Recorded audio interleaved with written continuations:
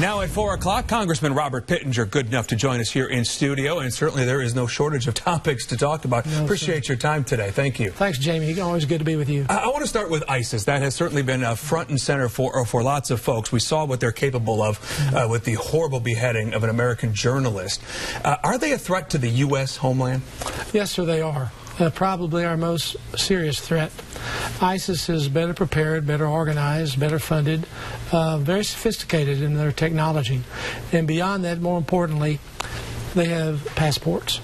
They have European and American passports, even as many as 2,000 of them do. There's about 10,000 members of ISIS. Tragically, this group emerged because a lack of real commitment and leadership.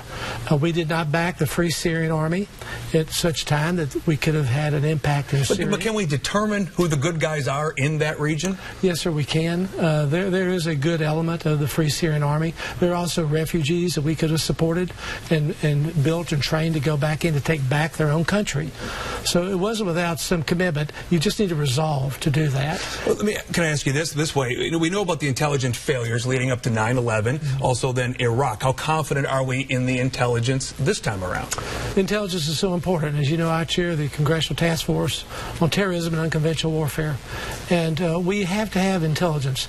I am hosting a meeting next month, September 18 and 19. I have 100 members of Parliament coming over from 20 countries, and the objective is to share our intel, to have respect and understand what we're doing and what we're not doing. There's a lot of misinformation out there about what we're doing with intel and phones and emails. We are not looking into Americans' emails and phone numbers unless we have a FISA court approval, because clearly a known terrorist has contacted somebody in the United States. That's what we need to know. So we have to be very focused and clear that this is a critical enemy, and we have to be committed to take them out. You also sit on the Financial Services Committee, and in the news this week has been Burger King going to move its corporate headquarters north of the border. Chiquita here in Charlotte is being talked about leaving the United States for a better corporate tax rate.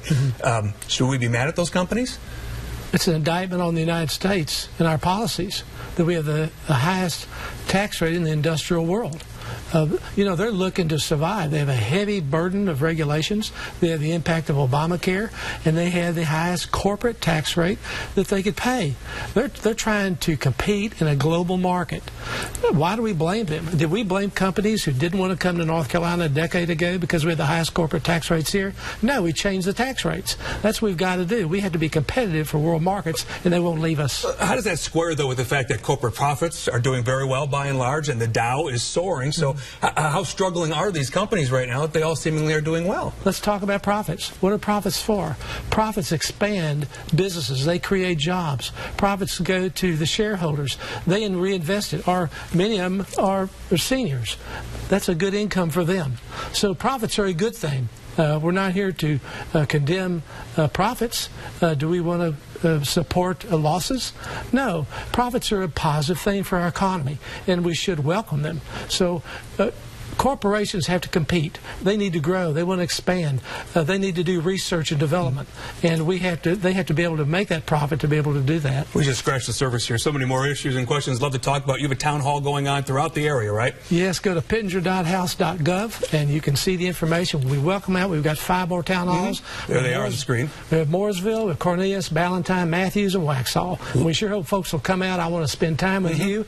I want you to bring your questions to me so that we can be able to communicate and serve you in the best way possible. Congressman Pittenger, as always, appreciate your time. Thanks for coming in today. Brigida, back to you. All right, Jamie.